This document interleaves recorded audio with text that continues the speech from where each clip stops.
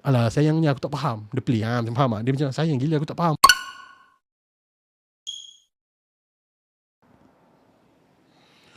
Alright, Assalamualaikum dan juga salam sejahtera. Hai, kembali lagi kita vlog. So, hari ni kita nak buat sikit review tentang sebuah filem terbaru di program, iaitu filem Hamnet.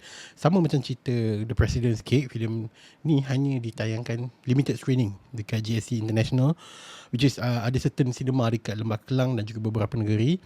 Dia limited, so korang kena tengok sendiri. Okay, Hamnet adalah sebuah filem yang aku pergi tengok without any knowledge at all. Aku tak tahu pun Hamnet ni pasal apa, adakah dia adaptasi ke apa.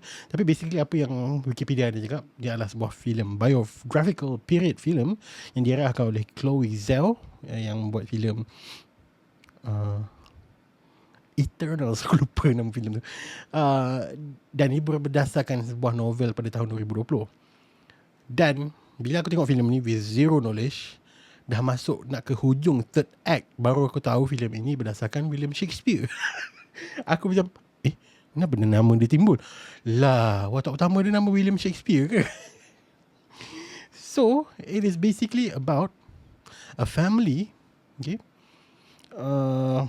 yang pada zaman dulu ni membesarkan sebuah family, yang family diorang ni tidaklah mahu diorang ini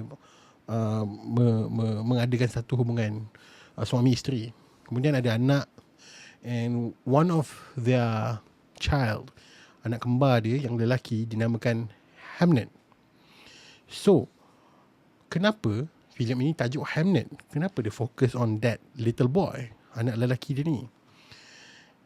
And it gets aku tak sebut pun, aku tak tahu macam mana aku nak explain cerita ni, sebab dia macam spoiler. Okay, basically mengisahkan tentang William Shakespeare ni bertemu dengan seorang wanita, okay, yang bernama Anne Hathaway. Tapi kat dalam filem ni nama dia Agnes. Okay, basically dia orang bertemu, dia orang bercinta, dia orang ada anak, lepas tu ada anak kembar lepas tu, then something happen and it goes forward. So, is it a love movie? Half of it. Is it a family movie? Half of it. Is it a tragic family film? Yes, that's about it. Dia filem ni kau masuk dengan zero knowledge and kau macam, oh wow. Okay, sebelum disclaimer lah, okay, aku tak rasa semua orang akan enjoy this type of film, sebab filem ini memang style art berat ni. Banyak static shot, wide static shot yang kekal, and benda bergerak punya lama shot tu. Yes, dia ada betul. Sehingga ada beberapa KOL, kononnya lah KOL KOL yang dijemput, diorang keluar dalam aku rasa macam 20 ke 30 minit pertama diorang keluar. Sedangkan aku fahamnya masa awal-awal tu agak membosan kan, tapi takkan aku tak boleh nak sabar sikit kan. Sehinggalah selepas diorang belah tu, baru jalan cerita dia goes forward, yang kau rasa. Sebab masa first act filem ni, dia macam awkward, like what the fuck kind of love film is this kan. Sehinggalah selepas KOL semua dah belah, after that baru it makes sense on how does this relationship evolves. Oh gila, aku punya explain tu macam gempak gila babi kan. Sebab filem ini yang membuatkan dia special adalah the second and the third act. Perjalanan cerita ni, macam mana diorang ni, yang bapak ni terpaksa pergi ke bandar untuk bekerja, betul, at the same time kena missing out banyak benda tentang anak-anak dia. So benda tu membuatkan dia macam dia reflection kepada dunia zaman sekarang ni. Sedangkan dulu pun memang benda ni dah berlaku pun. Faham tak? Aku ingatkan dulu, orang dulu macam orang kais pagi makan pagi pun tak, dulu pun sama je. Kena pergi kerja jauh semua tu, tak dapat nak melihat anak mereka membesar semua tu. Benda tu dah berlaku. So, is it a good movie? Bergantung kepada persepsi kau sebelum kau tonton filem ni. Aku datang sebab aku dapat invite, so aku pergi dah tengok.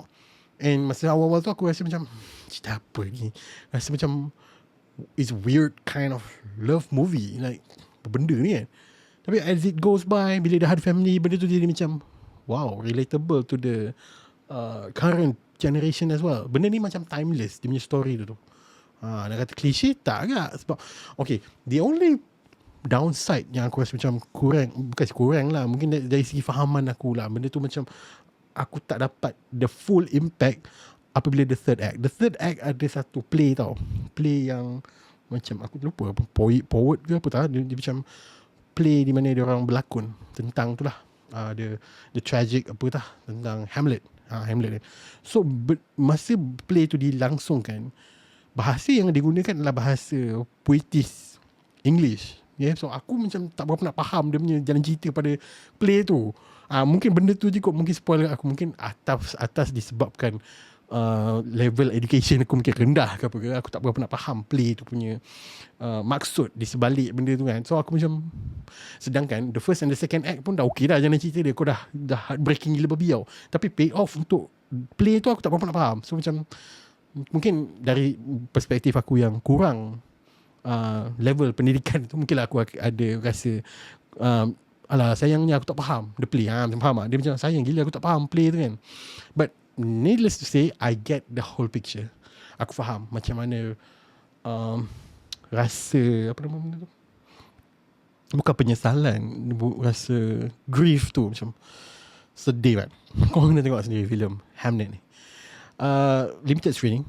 Ni Jessie Buckley ni pun berlakon dalam cerita The Bride juga. So aku cakap, minggu ni ada 2 filem dia keluar dekat Malaysia pun kan. Mungkin timeline showtime dekat luar negara lain kan, tapi kat Malaysia tiba-tiba week ni The Bride keluar, Hamlet pun keluar. Macam wow, 2 pelakon yang sama. Cuma lakonan Jessie Buckley ni memang, aku rasa dia adalah one of the few pelakon wanita yang digembar-gemburkan bakal membawa pulang trofi Oscar sebab performance dia untuk The Bride dan juga Hamnet. Gila kan. 2 filem yang berbeza, 2 karakter yang berbeza, dan 2 pembawakan yang sangat berbeza, dan dua-dua mantap gila babi, macam kebar bom. Needless to say, Paul Mescal sebagai William Shakespeare, macam biasa masa awal tu aku rasa macam dah kenapa kan diorang ni.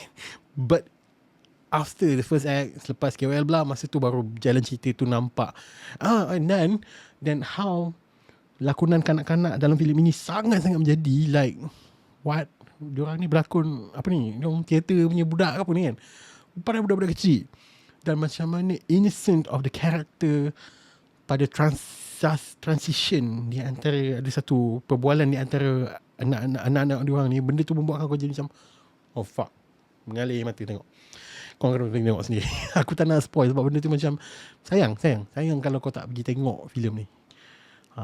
Ada banyak benda berlaku dalam filem ni. Sama juga dalam macam cerita The President's Cake. The less you know, the better the film it will be. Macam tu. Kau kena tengok sendiri. Okay. So rating aku untuk filem Hamnet adalah sebanyak 5/5 bintang. Mungkin kalau aku faham the play pada penghujung filem tu, mungkin aku lagi appreciate filem ni kot. Tapi sekadar untuk level pendidikan aku ni, aku kategorikan filem ni sebagai 5/5 bintang. Okay.